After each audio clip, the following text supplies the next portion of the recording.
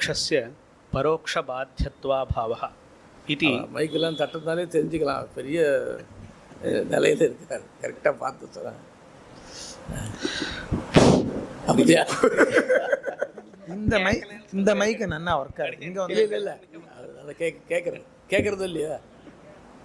உனக்கு கேட்கல, பக்கத்தில் வந்து प्रत्यक्षस्य கேட்குறதுப்பா. இந்த வெறுமை விளையாட்டு பண்ணாத, கிட்டக்கு வாப்போ. प्रत्यक्षस्य परोक्षबाध्यत्वाभावः इति विषयमधिकृत्य यथामति किञ्चित् वक्तुकामोऽस्मि।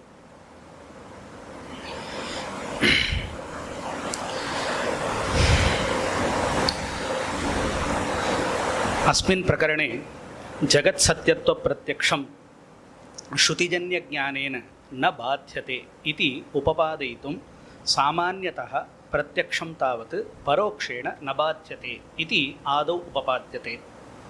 तथा च उक्तं लिङ्गादिभिरबाधेऽपि प्रत्यक्षस्य न च क्षतिः इत्येवं लोकमीमांसान्यायैः स्पष्टं निरूप्यते इति। अर्थात् लिङ्गादिभिः परोक्षप्रमाणैः प्रत्यक्षं तावत् न बाध्यते, अबाधितं प्रत्यक्षं श्रुत्या न बाध्यते इति निरूपणम् अत्र विधीयते इति श्लोकस्य अस्य अर्थः वर्तते। अत्र अयं पूर्वपक्षः प्रत्यक्षम् उपजीव्य अनुमानादिकं प्रवर्तते, तर्हि प्रत्यक्षं तावत् अनुमानात्यपेक्षया प्रबलं वर्तते, तर्हि प्राबल्यात् प्रत्यक्षस्यैव प्राबल्यम् इति वक्तव्यं किल इति चेत् न तथा वक्तव्यं। यत् परीक्षितं तदेव प्रबलं भवति। परीक्षितत्वञ्च किम् इत्युक्तौ प्रवृत्तिसंवादादिविशिष्टत्वम् इति कथयन्ति। तथा च प्रत्यक्षमपि परीक्षितेन परोक्षप्रमाणेन बाध्यते इति भावः। तत्र क्रमशः उदाहरणादिकं यच्छन्ति। इदं रजतम् इति भ्रमात्मकप्रत्यक्षं प्रति परीक्षितं चेदपि यावत् प्रत्यक्षे दोषः न दृश्यते चेत् कथं तस्य बाध्यत्वं भवति? तदेव परीक्षितत्वम्। अतएव दोषदर्शनमेव परीक्षितत्वं। दोषः एव न कल्पितश्चेत् न दृष्टश्चेत् प्रमाणान्तरं परीक्षितं चेदपि नहीं, अत्र दोषदर्शनमेव तत्र परीक्षितत्वं। तथा नास्ति वा? न तस्य तथा नास्ति। अनुकूलतर्कसहितत्वं तत्र अस्ति चेत् तदेव अस्ति। न प्रमाणान्तरबाधाभावोऽपि तत्र परीक्षितत्वम्। आकाशादिकरणे प्रबलप्रमाणाश्रितमपि लिङ्गं श्रुतिं बाधते इति तत्र उक्तमस्ति। तद्देव अत्रापि तैः उक्तमस्ति। प्रबलप्रमाणाश्रितम् अनुकूलतर्कसहित अनुमानं प्रबलप्रमाणाश्रितं भवति, अतः तेन अबलं प्रत्यक्षं बाध्यते। तथा नास्ति खलु, तथा किमपि नास्ति खलु। तद् समानबलमस्ति, तत्र अन्यत् प्रमाणं तत् उपोद्बलयति चेत् तर्हि तद् अधिकं प्रमाणं मया तु एवं गृहीतमस्ति। प्रत्यक्षमस्ति, अनुमानं भवति, प्रत्यक्षे दोषदर्शनं भवति चेत् अनुमानस्य परीक्षितत्वं भवति किल। प्रत्यक्षे दोषदर्शनं भवति चेत् दोष नाम प्रत्यक्षे बहु सर्वं तैः वक्ष्यते इति मन्ये। क्रमशः वक्ष्यते तैः। आदौ इदं रजतम् इति ज्ञानं प्रति अथवा तद्ज्ञानं प्रति प्रतिबन्धकत्वं कथम् इत्युक्तौ अनुमानेन वा अथवा आप्तवचनेन वा भवति इत्युच्यते। अनन्तरं नभः नीलम् इति नभो नैल्यप्रत्यक्षे नभसः निरूपकत्वग्राहक अनुमानेन बाधः उच्यते। तिक्तो गुडः इति प्रत्यक्षम् आप्तवचनवतो वन्यभाववान् इति परोक्षज्ञाने सत्यपि पर्वतो वह्निमान् इति विपरीतनिश्चयः भवति। तथा च एवं वक्तव्यं लौकिकसन्निकर्ष अजन्य दोषविशेष अजन्य ज्ञानसामान्यं प्रति विपरीतज्ञानं प्रतिबन्धकम् इति। अस्तु, यदि अनुभवं तिरस्कृत्य प्रत्यक्षस्य बाधः उच्यते चेत् तर्हि सर्वशून्यवादः प्रसजति। यतोहि स एव सर्वप्रमाणविरुद्धम् अनुभवविरुद्धञ्च भाषते। अस्तु, प्रत्यक्षस्य प्राबल्यं यदि न स्वीक्रियते तर्हि किमर्थं शब्दात् अपरोक्षज्ञाने जाते किमर्थं शब्दात् अपरोक्षज्ञाने जाते तेन शब्दापरोक्षत्वकल्पनं कर्तव्यं। तेन प्रत्यक्षस्य बाधा उच्यते। अपरोक्षज्ञानपर्यन्तं किमर्थं कल्पना कर्तव्या इति। शाब्दापरोक्षकल्पनैव व्यर्था स्यात् इति।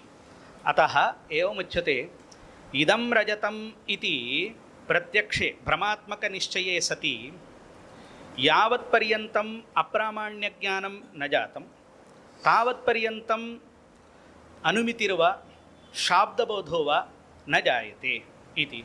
तर्हि कथं वा ईदृशप्रत्यक्षं प्रति प्रतिबन्धकत्वम् उच्यते इत्युक्तौ, इदं रजतम् इति प्रत्यक्षं प्रति नेदं रजतम् इति लौकिकप्रत्यक्षमेव प्रतिबन्धकम् इत्युच्यते। अत्र द्विधा गतिरुक्ता वर्तते। नेदं रजतम् इति लौकिकप्रत्यक्षे सति इदं रजतम् इति भ्रमात्मकज्ञानं तावत् न भवितुमर्हति। अस्तु, इदं रजतम् इति भ्रमात्मकज्ञाने उत्पन्ने सति तदनन्तरं नेदं रजतम् इत्यादि अनुमितेः वा अथवा शाब्दबोधस्य वा इदं रजतं नेदं रजतम् इति ज्ञानकाले नेदं रजतम् इति ज्ञानम् उत्पन्नम् इति चिन्तयतु। सत्कीदृशं ज्ञानं? नेदं रजतमिति लौकिकप्रत्यक्षात्मकं ज्ञानम्। इदं रजतमिति कीदृशं ज्ञानम् आपादिते? तत्तु परोक्षज्ञानं। परोक्षज्ञानं वा? तदपि प्रत्यक्षमेव। तत्तु दोषजन्यमेव खलु भविष्यति। अतएव तस्या नाम तदस्ति चेत्, एतादृशज्ञानमस्ति चेत् इदं ज्ञानं नोत्पद्यते इत्युच्यते।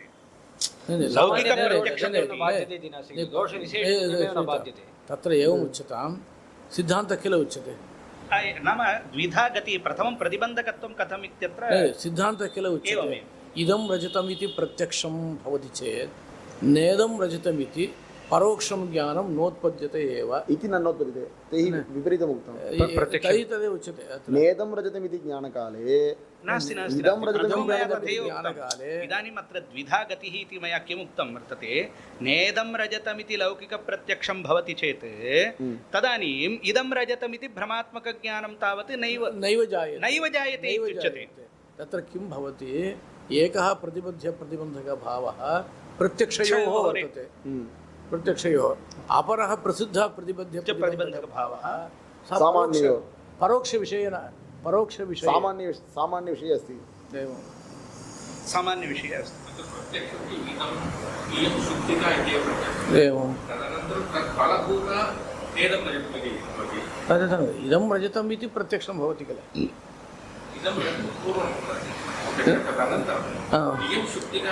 इयं शुक्तिका इति वा भवतु। तत्र इदानीं सत्यम्, इयं शुक्तिका इति तु अस्माकं रीत्या उच्यते।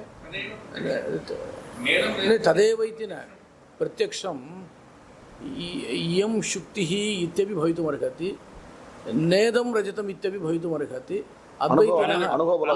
अद्वैतिनः नात्र रजतम् इत्यपि लिखन्ति, परन्तु एतत् सर्वमपि तत्र निवर्तकं भवति। अस्माकं मते तु रजताभावस्य शुक्तित्वरूपत्वात् दोषः न भवति। इदानीं यत्तु इत्यनेन प्रधानः पूर्वपक्षः कृतः वर्तते।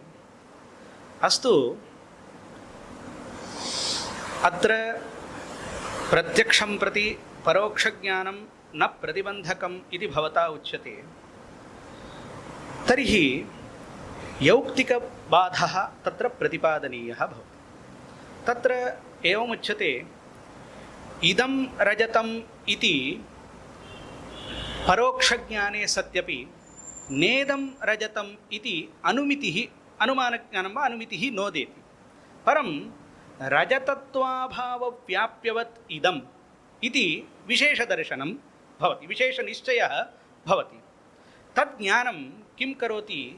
रजतत्वाभावव्याप्यप्रकारकज्ञानं प्रति न प्रतिबद्धं भवति तथा एवं व्याप्यवत्ता ज्ञानं प्रति न प्रतिबद्धमिति एवं रजतत्वाभावव्याप्यवत्ताज्ञानं प्रति प्रतिबद्धं न पुनः तदेव उक्तं स्वस्य एकं क्षणम् आगच्छामि प्रतिबन्धकं न भवति प्रतिबन्धकं न भवति क्षम्यतां प्रतिबन्धकं न भवति तद्वत् नियमः एवमेव नियमः एकं क्षणम् आगच्छामि तद्वत्ता बुद्धिं प्रति तदभावव्याप्यवत्ताज्ञानस्य प्रतिबन्धकत्वं वर्तते रिवर्स् नास्ति एवं रिवर्स् नास्ति तत्तु नास्ति एवं तदभावव्याप्यवत्ताज्ञाने एवं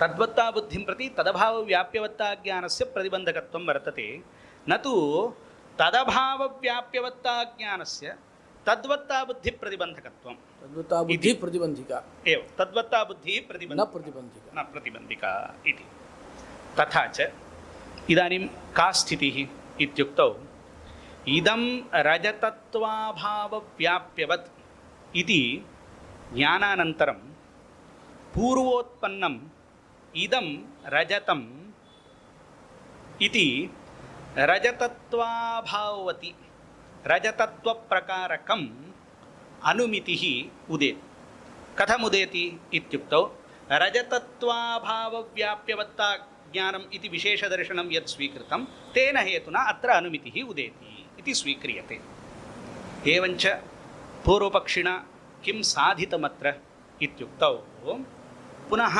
यौक्तिकबाधः एतादृश तदभावव्याप्यवत्ता ज्ञानमुद्रया यौक्तिकबाधं स्वीकृत्य अनुमित्या तत्र प्रत्यक्षं प्रति बाधः भवति इत्युक्तम् एवमेव प्रपञ्चसत्यत्व ज्ञानं प्रत्यपि मिथ्याज्ञानानाम् अथवा एवं श्रुतिजन्यज्ञानस्यापि प्रतिबन्धकत्वं भवति इत्युक्तं वर्तते अत्र सिद्धान्तिच्छायया काचन शङ्का वर्तते का शङ्का इत्युक्तौ इदं रजतं नाम रजतप्रत्यक्षे विद्यमानेपि अरजतप्रत्यक्षमपि जायते इति कुतः इत्युक्तौ प्रत्यक्षत्वादेव बलवत् अर्थात् स्वभावतः एव प्रत्यक्षं प्रबलम् इति कथयन्ति अस्तु यदि वयम् एवं न स्वीकुर्मः रजतादिप्रत्यक्षे सत्यपि अरजतादिप्रत्यक्षं यदि न जायते इति स्वीक्रियते तर्हि पूर्वोत्पन्ने इदं रजतमिति ज्ञाने अप्रामाण्यज्ञानं न स्यात् तस्य अतः अस्माभिः रजतादिप्रत्यक्षे रजतादिप्रत्यक्षे विद्यमानेपि अरजतादिप्रत्यक्षम् अवश्यम् अङ्गीकर्तव्यमेव अन्यथा तत् अप्रामाण्यबुद्धिः कथम् उत्पाद्यते एवम् अप्रामाण्य नाम अनुमानादिप्रमाणैः तद् उत्पादयितुं न शक्यते इयं काचन शङ्का भो आदौ शङ्का इयं काचन शङ्का एवं नाम ते सोपानं तथा सोपानारोहणम् एवं कुर्वन्ति तत्र समाधानम् एवम् उच्यते प्रत्यक्षत्वादेव प्राबल्यम् इति यदुक्तं तन्न समीचीनं रजतादिप्रत्यक्षे विद्यमानेपि अरजतादिप्रत्यक्षं न जायते इति एवं स्वीकुर्मः तर्हि कथं प्रतिबद्धप्रतिबन्धकभावः प्रतिपादयितुं शक्यते इत्युक्तौ पूर्वोक्तयुक्त्या प्रतिबद्धप्रतिबन्धकभावः प्रतिपादनीयः पूर्वोक्तयुक्त्या इत्युक्तौ यदा अस्माभिः व्याप्यवत्ता ज्ञानमुद्रया प्रतिबद्धप्रतिबन्धकभावः यः प्रतिपादितः सा एव रीतिः अत्रापि अनुसर्तव्या इति अस्तु रजतादिप्रत्यक्षे विद्यमानेपि अरजतादिप्रत्यक्षं जायते इति यदि स्वीक्रियते तर्हि रजतादिप्रत्यक्षम् अरजतादि अनुमितिं प्रति प्रतिबन्धकम् इति भवति अस्तु तर्हि रजतादिप्रत्यक्षम् अरजतादिप्रत्यक्षं प्रति प्रतिबन्धकम् इति नागतं तर्हि प्रतिबद्धतावच्छेदककोटौ कश्चन एवं दलनिवेशः कर्तव्यः नाम तत्तत्प्रत्यक्षव्यक्तिभेदकूटवत्वम् इति दलं तावत् तत्र निवेशनीयं भवति तन्निवेशे तु कुतः भेदकूटत्वेन सिद्धान्ते वक्ष्यते एवं तत्र तदानीम् एवमुच्यते अत्र यद्यत् प्रत्यक्षभिन्नं ज्ञानं न जायते सुलभतया तत्तद् यद्यत् जायते तत्तद् भेदकूटवत् विपरीतज्ञानं न जायते। सामान्यतः प्रत्यक्षभिन्नं न जायते इति वक्तुं न शक्यते। अस्तु, एवं कथयामः, रजतादिप्रत्यक्षे विद्यमानेपि अरजतादिप्रत्यक्षं जायते, भेदकूटस्य निवेशः न कृतः, तर्हि प्रतिबद्धप्रतिबन्धकभाव एव न प्रसज्येत। एवं च प्रतिबद्धप्रतिबन्धकभावः सम्पादनीयश्चेत् तत्र विरोधिनिश्चये सत्येव दोषनिश्चयः तत्र प्रतिपादयितुं शक्यते इति एवं दोषनिश्चयाभावः। तत्तद्भेदकूटवत्वं न निवेश्यते चेत् नियमः एव न स्यात्, नियमो न स्यात् चेत् प्रतिबद्धप्रतिबन्धकभाव एव न भवेत् इति। तथा च एवं रूपेण यत्तुकाराणां मतं वयम् आलोचयामश्चेत् किं प्राप्तम्, अत्र यौक्तिकबाधः दृश्यते इत्यनेन प्रबलतया तैः अनुमानं स्वीकृतं वर्तते। तया नाम तादृशबाधश्च कीदृशः इत्युक्तौ तदभावव्याप्यवत्ता ज्ञानम् इति स्वीकृत्य अत्र दोषः उपपादितः। एवमेव प्रपञ्चसत्यत्वज्ञानं प्रत्यपि तदभावव्याप्यवत्ता ज्ञानेन भ्रमत्वज्ञानं जायते। भ्रमत्वज्ञानं तादृशभ्रमत्वमेव ज्ञानेन प्रवृत्तिर्प्रतिबध्यते इति रीति। अडि अप्रामाण्यज्ञानं एवं तत्र समाधानं सिद्धान्तिना एवमुच्यते, किमर्थं भ्रमत्वबाधनं क्रियते इत्युक्तौ विपरीतप्रवृत्त्यादिवारणार्थं भ्रमत्वभारणं क्रियते। अत्रेदं चिन्त्यम् इत्यादिना अत्र समाधानमुक्तं वर्तते। प्रथमं तावत् इदं रजतम् इति भ्रमात्मकप्रत्यक्षं, तदनन्तरं रजतत्वाभावव्याप्यवत् इति विशेषनिश्चयः, तदनन्तरं रजतत्वाभावव्याप्यवति रजतत्वप्रकारकम् इदम् इति पक्षधर्मता ज्ञानं, तदनन्तरं रजतत्वाभावव्याप्याभाववति रजतत्वप्रकारकत्वभ्रमत्वव्याप्य पूर्वोक्तधर्मवदिदम्। रजतत्वाभावव्याप्याभाववति रजतत्वाभाववति रजतत्वप्रकारकज्ञानत्वरूप भ्रमत्वव्याप्य पूर्वोक्तधर्मवदिदम् इति विशिष्टव्याप्तिनिश्चयस्य स्वीकृता। ततः परम् अनुमितिः उत्पद्यते इति। तर्हि पूर्वपक्षिणां मते कः क्लेशः इत्युक्तौ, परामर्शकाले एव भ्रमस्य विनष्टत्वात् प्रवृत्तेः अग्रे सरलमेव अग्रे नैव भवति किल इति। नाम प्रथमक्षणे किमुक्तं वर्तते, इदं रजतम् इति ज्ञानं, तदनन्तरं रजतत्वाभावव्याप्यवदिदम् इति विशेषनिश्चयः, तदनन्तरं किमस्ति रजतत्वाभावदिदम् एवं, तदनन्तरं किमस्ति पक्षधर्मता निश्चयः, अनन्तरं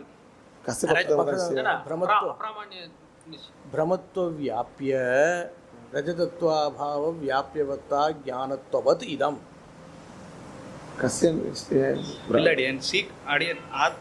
இது தார முதல்ல இதம் ரஜதம் இது பிரமாத்மகः நிச்சயः, तदनन्तरं रजतत्वाभावव्याप्यवदिदम् इति विशेषनिश्चयः, तदनन्तरं पक्षधर्मता निश्चयः। पक्षधर्मता निश्चयः परामर्शस्तु जातः खलु, तदभाववत्ता ज्ञानस्य पक्षधर्मता निश्चयो वा तद्वत्ता ज्ञानस्य पक्षधर्मता निश्चयो? रजतत्वाभावव्याप्यप्रकारक रजतत्ववदिदम् इति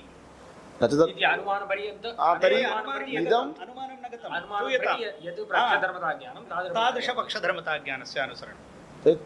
तदभावव्याप्यवान् इति स्यात् खलु, तर्हि पक्षधर्मता ज्ञानं चेत् तदभावव्याप्यवान् इति ज्ञानं वा?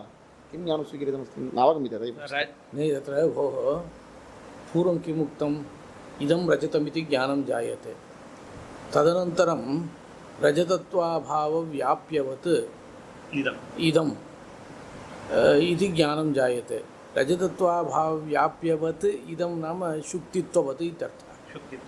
तदनन्तरं किं भवति, रजतत्वज्ञानं रजतत्वाभाववति इदं रजतत्वज्ञानमिति न, इदं रजतत्वज्ञानं रजतत्वाभाववति रजतत्वप्रकारकम् साक्षात् अप्रामाण्यज्ञानम् इति अप्रामाण्यज्ञानं सम्पादनीयं चेत् तत्र हेतुमत्ता ज्ञानम् अपेक्षितं। रजतत्वाभावति रजतत्वप्रकारकज्ञानत्वमेव भ्रमत्वं तादृशभ्रमत्वं प्रति व्याप्यं किं भ्रम रजतत्वाभाव व्याप्यवती रजतत्वाभाववती रजतत्वभाव व्याप्यवत्वं रजतत्वाभाव व्याप्यवत्ता ज्ञानत्वात् रजतत्वाभाववती रजतत्वाभाव व्याप्यवत्ता द्वितीय ज्ञानं तज्ज्ञानं रजतत्वाभाव तर्हि द्वितीयज्ञानमेव पक्षतमता ज्ञानं स्यात् न न द्वितीय ज्ञानं रजतत्वाभावति रजतत्वप्रकारकं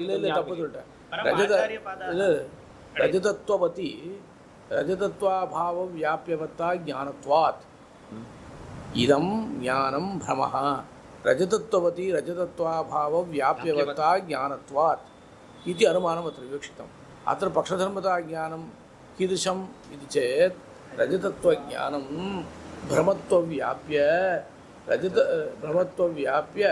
रजतत्ववती रजतत्वाभाव व्याप्यवत्ता ज्ञानत्ववत् रजतत्वज्ञानं भ्रमः रजतत्ववती रजतत्वाभाव व्याप्यवत्ता ज्ञानत्वात् इति तादृश व्याप्तिविषयकः विशिष्टव्याप्तिविषयकः परामर्शः ग्राह्यः। अच्छा, परं पक्षधर्मता निश्चयः हेतुमता निश्चयः एव रजतत्ववती रजतत्वाभाव व्याप्यवत्ता ज्ञानत्ववत् इदं ज्ञानम् इति तस्य आकारः। अत्र समाधानं किम् उच्यते एतादृशपरामर्शकाले पूर्वं रजतज्ञानं नष्टमेव तज्ज्ञानाधीनप्रवृत्तिः किमर्थं वारणीया तदर्थं किल एतावान् श्रमः। किञ्च प्रत्यक्षबाधः एव स्वीकर्तुं शक्यते किमर्थम् अनुमानेन बाधः उच्यते इति शङ्का क्रियते। यथा संशयोत्तरप्रत्यक्षस्थले स्थाणुर्वा पुरुषो वा इति संशयानन्तरम् अयं पुरुषत्वव्याप्यकरादिमान् अयम् इति विशेषनिश्चयः तदनन्तरं प्रत्यक्षं यथा स्वीकृतं तद्वत् अत्रापि प्रत्यक्षेणैव बाधा उच्यतां किमर्थम् अनुमानादिकं स्वीकृत्य अत्र बाधा उच्यते इति पुनः शङ्का कृता वर्तते। तत्र समाधानम् एवम् उक्तं वर्तते यदि एवम् उच्यते चेदपि पुनः भवत् स्वीकृतज्ञाने अप्रामाण्यशङ्का भवति। कथमित्युक्तौ अत्र तैः ज्ञानं कीदृशं स्वीकृतं रजतत्वाभावव्याप्यवदिदम् इति विशेषदर्शनं स्वीकृतं तस्मिन् विशेषदर्शने अप्रामाण्यसंशयः भवति इत्युच्यते। काचित् व्याप्तिरुक्ता यज्ञानं यद्वति यदभावव्याप्यप्रकारकं तत् तदभावव्याप्याभाववति तदभावप्रकारकम् इति काचित् व्याप्तिः स्वीकृता वर्तते। यज्ञानम् इत्यनेन रजतत्वाभावव्याप्यवत्ता ज्ञानम् इदं रजतमिति ज्ञानं यज्ञानं रजतत्वाभावव्याप्यवत्ता ज्ञानं यज्ञानम् इत्यनेन रजतत्वाभावव्याप्यवत्ता ज्ञानं स्वीक्रियते। रजतत्ववती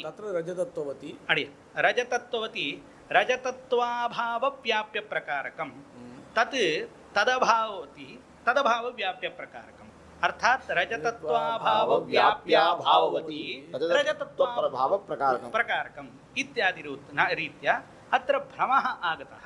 कथं तादृशभ्रमं स्वीकृत्य अप्रामाण्यज्ञानं तावत् इदं जातमिति कृत्वा अस्य अनेन बाधस्तु नैव जायते किल इति पुनः अप्रामाण्यज्ञानम् अनन्तरक्षणे एव जायते। प्रथमं तु बाधकज्ञानमस्ति पूर्वोत्पन्नज्ञाने अप्रामाण्यं जायते। तदभावव्याप्याभाववति तदभावप्रकारकं तदभावव्याप्यप्रकारकं तथैव पङ्क्तिरस्ति समीचीनम् एवमुक्तं वर्तते। तदभावप्रकारकम् इति श्रुतं भवतां मुखात् अतः क्षम्यतां तदभावव्याप्यप्रकारकं भ्रमः। तदुपरि अत्र एवमेव तत्र बाधा वक्तुं शक्यते किल एवमेव प्रत्यक्षेण किमर्थं बाधा उच्यते इति अत्र शङ्का कृता वर्तते। तदुपरि तत्तद्भेदकूटादिनिवेशनादिकं कृतम् इति पूर्वपक्षिणा उक्तं वर्तते। नाम तत्र प्रत्यक्षस्य स्वभावतः बलवत्तं वर्तते इत्यादिकं यदुक्तं तन्न शोभते, यतोहि अनुभवविरुद्धं सर्वं भाषते, अनुमानमेव प्रमाणम् इत्यादिकं यदुक्तं प्रत्यक्षापेक्षया अनुमानं प्रबलम् इत्युच्यते, तत् अनुभवविरुद्धं वर्तते, तथा स्वीकर्तुं न शक्यते। अस्तु, प्रतिबन्धकभावकथनवेळायां तत्तद्व्यक्तिभेदकूटादिकं निविष्टं वर्तते, तत्तु गौरवास्पदं वर्तते इत्युच्यते। तदनन्तरं तत्र भेदकूटनिवेशविषये किं समाधानं तत् न निवेश्यते। तत्रैव इदानीं गदाधरभट्टाचार्याणां सत्पदिपक्षौ उदाहृतं वाक्यं तत्र उक्तं वर्तते। दोषविशेषजन्य लौकिकसन्निकर्षजन्यज्ञानयोः साक्षात्कारित्वप्रयोजक अनुगततया साक्षात्कारित्वप्रयोजकविषयता काचन स्वीकृता।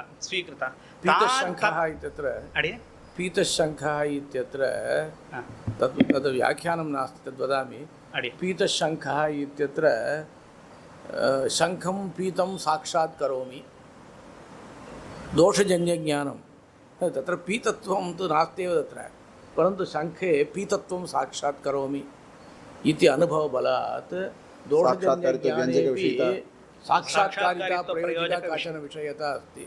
अन्यत्र इदं रजतम् इत्यत्रापि चिन्ता नास्ति, रजतं साक्षात् करोमि यदि दोष लौकिकसन्निकर्षजन्य दोषजन्यज्ञानयोः अलौकिकसन्निकर्षजन्यज्ञानयोः अतः किं कर्तव्यं, दोषविशेषाजन्य लौकिकसन्निकर्षजन्य इति वक्तव्यं।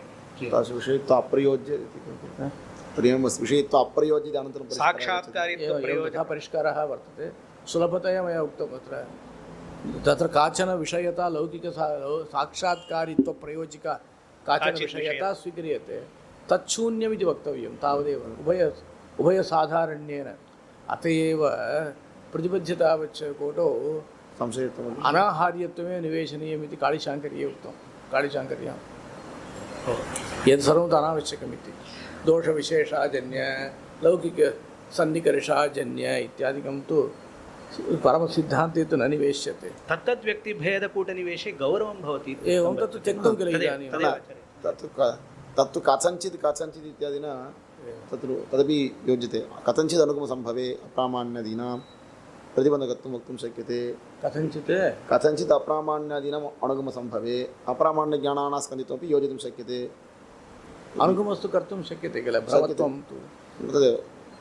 अनन्तरं परीक्षितत्वेपि भ्रमत्वम् अप्रामाण्यं कथम् अनुगतं कर्तुं शक्यते इति तु कुरुडपत्रे वो निष्णातः इति तेनैव उक्तम्, अतः सः वक्ष्यति। भावदो कुतूहले अस्ति, अन्ते स्वामी उपाधिः निरूपितमस्ति। भ्रमत्वं अस्ति सत्प्रतिपक्षे सत्प्रतिपक्षे सामानाधिकरण्यांशे अप्रामाण्यम् आगच्छति, तत्रापि कथम् अनुगमः कर्तुं शक्यते एवं इति तत्र वावदो कुतूहले अन्ते निरूपितम् अस्ति वा, मया न दृष्टम्। अनाहार्यत्वादीनाम् अनुगमः अस्ति।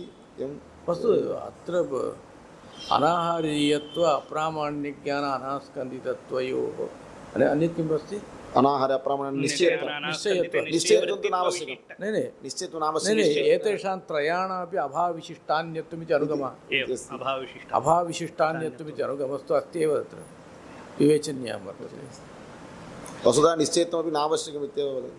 निश्चयत्वं कुतः नावश्यकं, तस्य प्रतिबन्धतावच्छेदो नास्ति, कारणतावच्छेदो नास्ति इति कृत्वा प्रतिबन्धकतावच्छेदकं तु भवति किल, अनावश्यकमित्येव ते कुत्रचित् दृष्टं। विषयताशून्यत्वमिति निश्चयत्वम् अर्थसमाजग्रस्तत्वात् कार्यतावच्छेदकं न भवति, परन्तु प्रतिबन्धकतावच्छेदककोटौ तु प्रवेशः तस्य निवेशो अनावश्यकः इति कुत्रचित् दृष्टं।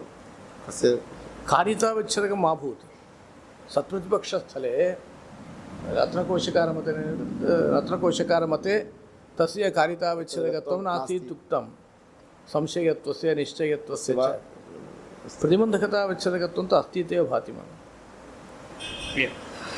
किञ्च परीक्षितत्वं प्रतिबद्धतावच्छेदकोटौ निवेशे प्रतिबन्धकतावच्छेदकोटौ निवेशे अन्योन्याश्रयदोषः भवति इति पूर्वं तैः प्रतिपादितम्। अतः गौरवं तत्र दोषद्वयम् उक्तं वर्तते न सर्वैः वक्तव्यं तथा उच्यते चेत् मम वाक्यात् सर्वं पूर्वमेव उक्तं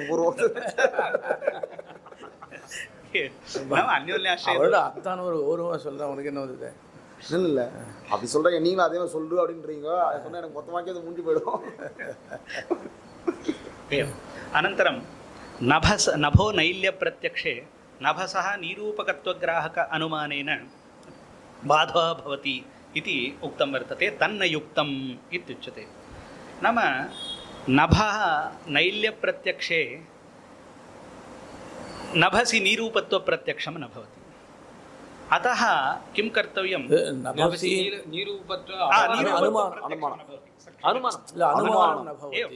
निरूपत्व अनुमानं. सत्यं प्रत्यक्षं न भवति.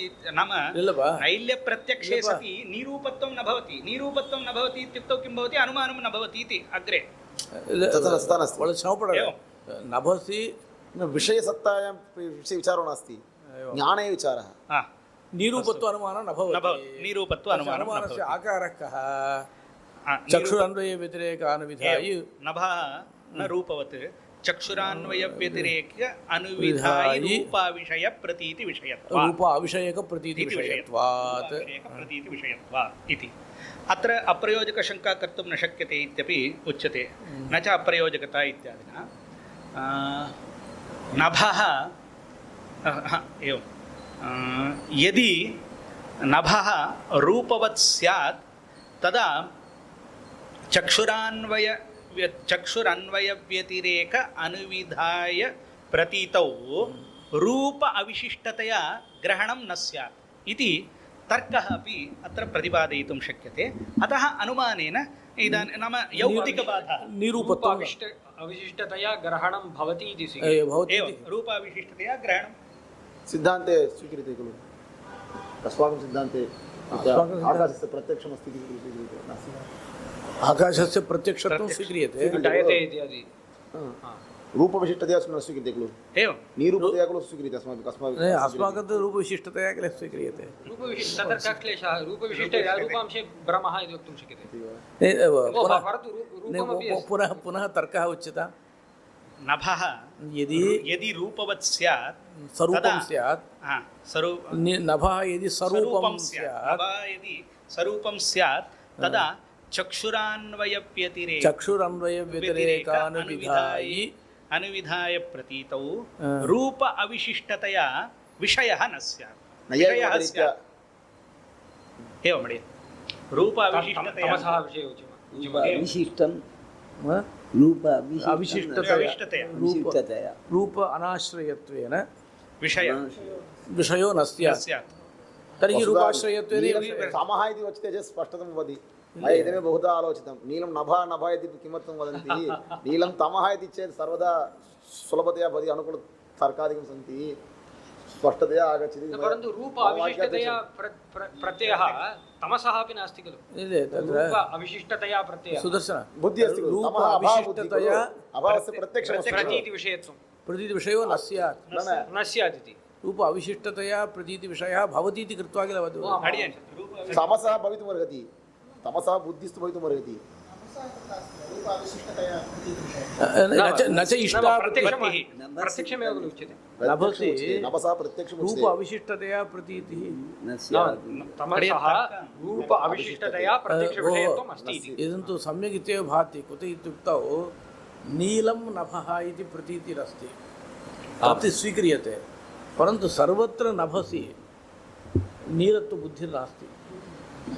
एकैव नभः नीलं नभः सर्वत्र नाम सर्वकालेषु सर्वावच्छेदेन तत्र इदानीम् उपरि न तथा नास्ति. प्रतिपद्यज्ञानम् ईदृशम् अस्ति इति कृत्वैव खलु अग्रे विचारः कर्तव्यः. नीलं नभः इति प्रत्यक्षमस्ति. तत् प्रत्यक्षं बाधते नभः निरूपम् इति ज्ञानं. तस्य खण्डनं क्रियते उपरि. उपरि सिद्धान्तिना समाधानकाले नभसः निरवयवत्वं वा सावयवत्वं वा नभसः निरवयवत्वात् नैयायिकपक्षरीत्या अनुमानं प्रयोगः. नैयायिकपक्षरीत्या अनुमानप्रयोगः भवतु. नभः तावत् नीलम् इति प्रतीयते. सा प्रतीतिर्भ्रान्तिः इति कृत्वा अयं अयं विचारः विचारः प्रश्नः इदानीम् अस्माकं कः प्रश्नः नीलमित्येव प्रतीयते इति अस्माकं शङ्का जाता तथा कोऽपि न वस्तुतः प्रत्यक्षे तथैव लोकसिद्धनीतिता नैयायिकमतरीत्या एव प्रश्नः प्रत्यक्षे तथा न भवति नैयायिकैः खण्डिते खलु नीलं नभा इति प्रत्यक्षं प्रति नभा निरूपमिति ज्ञानं प्रतिबन्धकम् इति तदाधारेण प्रश्नः तमसः नीलरूपवत्तया प्रतीतौ कोऽपि विचारः नास्ति सा प्रतीतिरस्त्येव भ्रान्तिरिति नैयायिकाः वयं तु स्वीकुर्मः पञ्चीकरणप्रक्रिया इति अत्र सावयवत्वं प्रक्रिया इति परन्तु पञ्चीकरणप्रक्रिया अपि अगतिगतिरित्या आचार्याणाम् अभिप्रायः मुख्यरीतौ रूपं विनापि तस्य प्रत्यक्षं रूपं विनापि प्रत्यक्षम् इत्येव लिखितमस्ति अस्तु अन्यः विषयः प्रकृते नभसः निरवयवत्वात् तदुपरि तत्र अत्र तु एवं भाति मम नभः नीलरूपवत्त एव प्रतीयते इति निर्बन्धः नास्ति किल प्रतीयते इत्यत्र प्रतीतिः प्रत्यक्षात्मिका प्रत्यक्षमेव इदानीमपि प्रत्यक्षं भवति तत् प्रत्यक्षात्मिका चेत् नीलरूपवत्ते एव खलु प्रतीयते कुतः इदानीम् अत्र नभः दोषजन्यत्वम् अत्र विद्यमानः नभः न प्रतीयते खलु कुतः मम प्रतीयते अत्र अस्ति खलु नभः नभः अस्ति इति प्रतीतिविषयः भवति அது தேசிகன் சொல்லியிருக்காரு தேசிகன்ல நியாய சித்தாந்தத்தில் ரூபவத்துவம் நியாமகம் இல்லை ரூபவன் மிஸ்ரிதத்துவம் பட்சங்கள்லாம் சொல்லியிருக்காரு तत्र सिद्धान्तिना एवमुच्यते नभसः निरवयवत्वात् सविधरूप असम्बन्धितया नभसः सिद्धिर्नास्ति नास्तीति न वक्तव्यम्। निरवयवस्य एवं नभसः सविधरूप असम्बन्धितया ग्रहणमिति तु तत्र सविधदेश इति उपपादनमेव अयुक्तम् निरवयवे पदार्थे अयं समीपदेशः अयं दूरस्थदेशः इति वक्तुं न शक्यते एवं सावयवत्वे एकस्मिन् पक्षे नीलत्वम् अस्ति एवं एकस्मिन् प्रदेशे नीलत्वम् अस्ति अन्यत्र नैल्याभावः नभसः सावयवत्वे इदमेव खण्डनं कृतम्